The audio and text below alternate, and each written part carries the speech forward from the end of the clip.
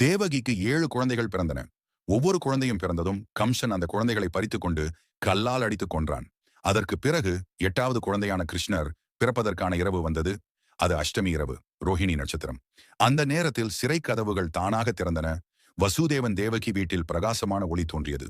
வானத்தில் மழை பெய்ய ஆரம்பித்தது. யமுனை ஆற்றில் வெள்ளப்பெருக்கு வந்தது மற்றும் சிறை காவலர்கள் ஆழ்ந்த தூக்கத்தில் இருந்தனர். இவ்வாறான விசித்திரமான நேரத்தில் வசுதேவன் புதிய பிறந்த குழந்தையான கிருஷ்ணரை தோளில் தூக்கிக் கொண்டு சிறையிலிருந்து வெளியே வந்தார். அவர் யமுனை ஆற்றை கடந்து கோகுலத்தில் உள்ள நந்தகோபன் மற்றும் யசோதா வீட்டிற்கு சென்றார். ஆற்றின் வெள்ளம் அதிகமாக இருந்த போதும் ஆதிசேஷன் என்ற பாம்பு கிருஷ்ணருக்கும் வசுதேவனுக்கும் மேல் சாய்ந்து தன் 5 தலைவாள்கள் பஞ்சமுகம் கொண்டு அவர்களை பாதுகாத்தது. அவர் கோகுலத்தில் வந்தபோது யசோதா அம்மாவுக்கு பிறந்த பெண் குழந்தையை கிருஷ்ணருடன் மாற்றிக்கொண்டு திரும்பி சிறைக்கு சென்றார். திரும்பிய பிறகு சிறை கதவுகள் தானாக மூடியன மற்றும் காவலர்கள் எழுந்து பார்த்து பெண் குழந்தை இருந்ததை கண்டனர்.